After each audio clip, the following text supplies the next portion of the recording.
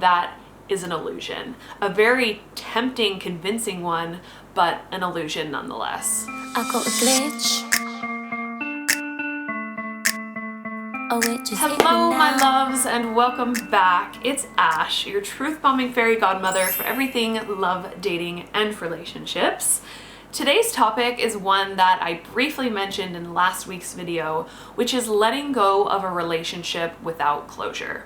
This is something I see talked about a lot, the desire and the craving to get closure from an ex after a breakup. However, unfortunately, this is something that a lot of us don't get, and it's ultimately up to us to be able to find that closure within ourselves.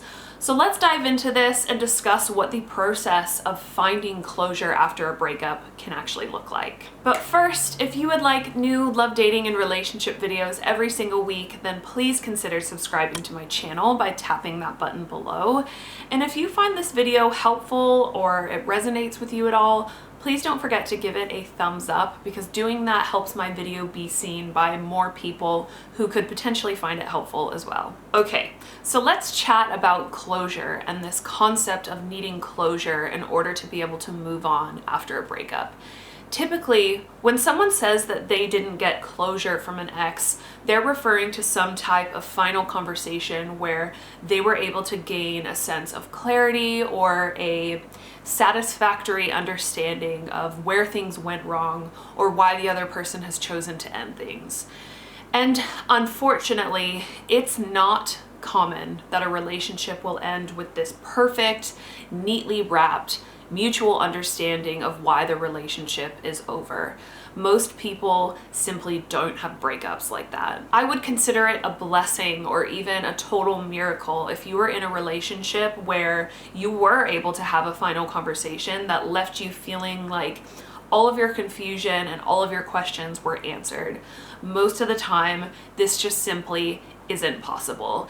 Even if you did have a breakup that was very amicable and you did have conversations about why things ended, very rarely will those conversations make you feel any better or less confused, especially if the breakup was more on their terms than it was yours. So I guess it's just worth stressing here that this idea that you have been robbed of closure, yet everyone else seems to have been given closure by their ex, and you're just incredibly unlucky, is just not true. And I'm not at all saying that to invalidate your feelings about this, because of course closure is something that you feel you deserve, and I agree with you, you do deserve it.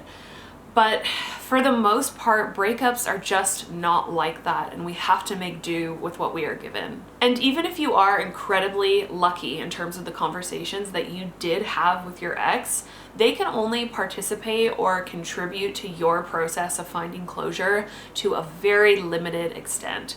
No matter what they explained to you or what they were capable of or willing to share with you, do not be fooled into thinking that if your ex could just say the right thing, that will hold the key to your peace. That is an illusion. A very tempting, convincing one, but an illusion nonetheless. If you still really care for and love someone, there is nothing that they can say and no answer that they can give you that is going to make sense.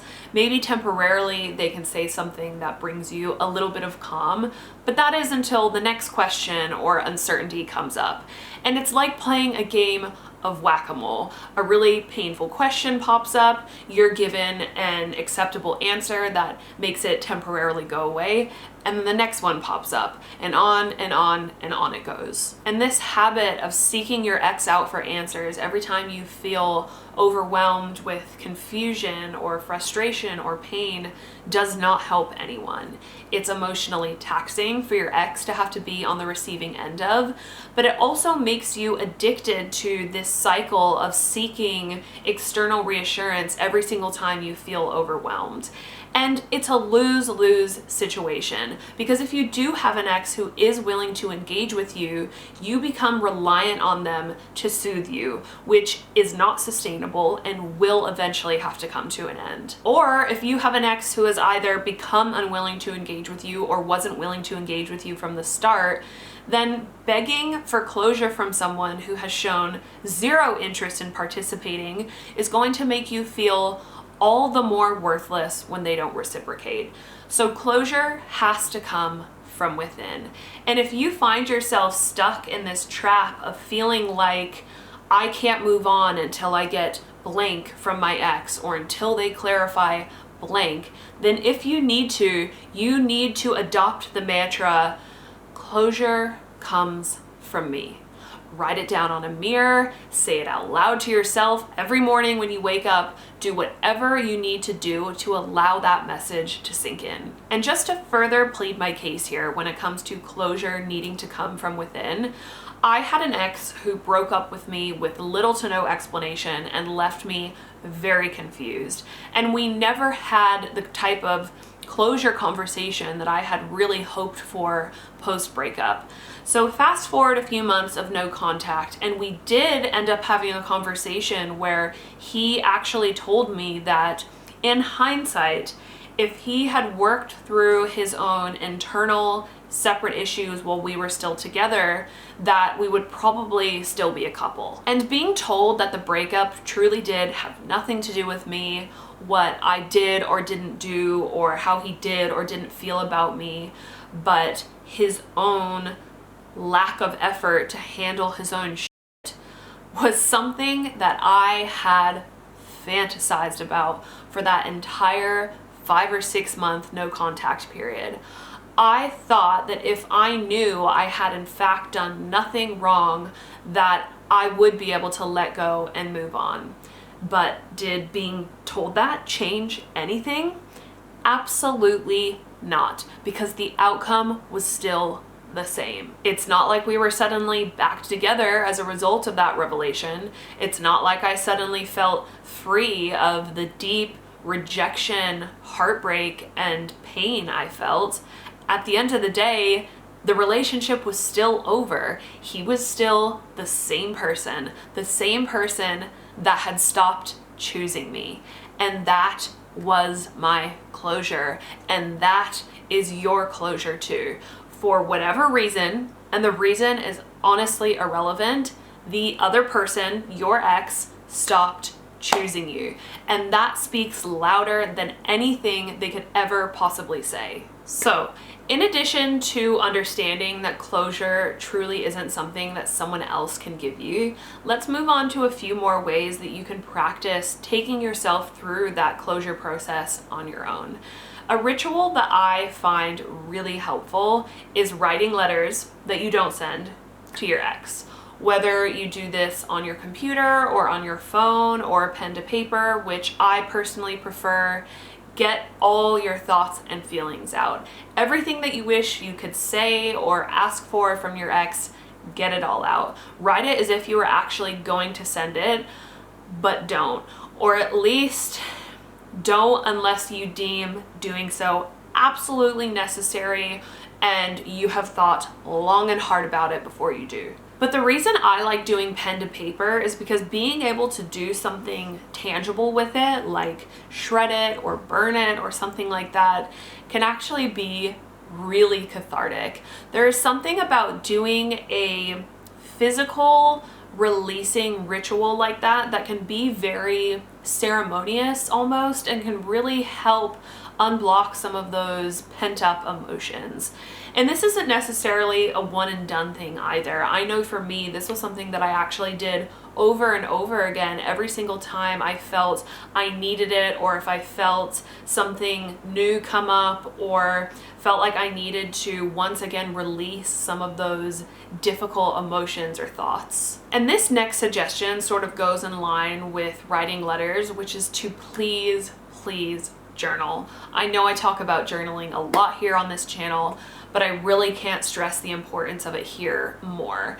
And when finding closure is the objective, I think getting very specific and intentional with your journaling practice can really help, as opposed to just venting or writing about your day, which, don't get me wrong, can also be great.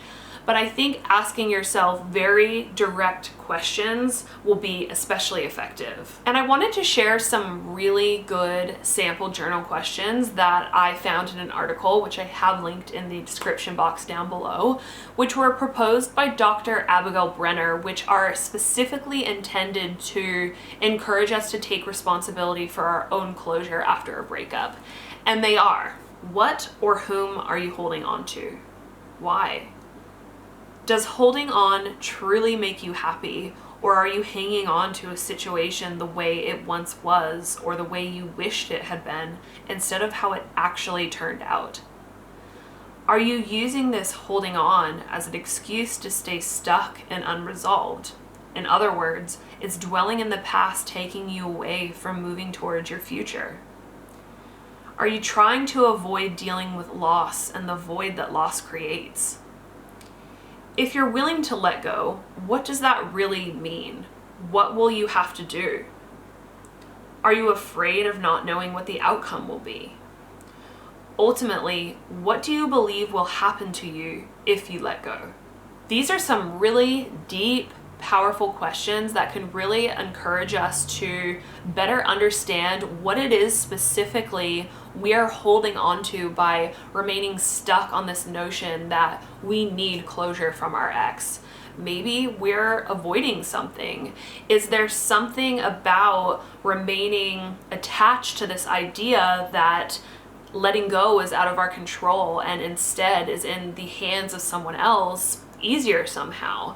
That's what these questions will help you uncover. And finally, and perhaps the most simply, and also something that I stress a lot on my channel, is to please allow yourself to grieve.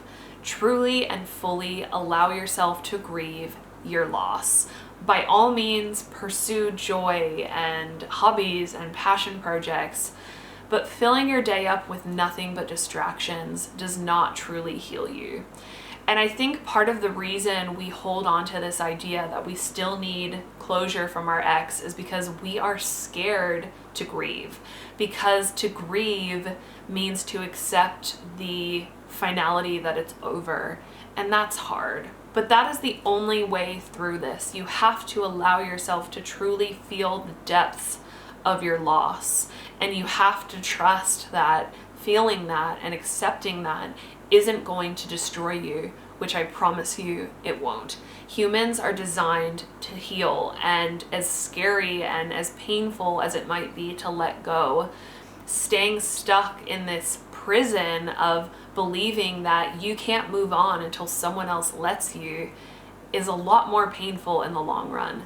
So please allow yourself to mourn. All right, everyone, I'm gonna go ahead and wrap it up there. I would love to hear your thoughts on this concept of needing closure from an ex, and perhaps any practices or rituals that you found helpful when it came to finding closure within yourself and letting go of a past relationship. As always, thank you so much for watching, and I will see you all next week. Tell me what was in that stuff you gave me. I think I like it. In fact, it made me high.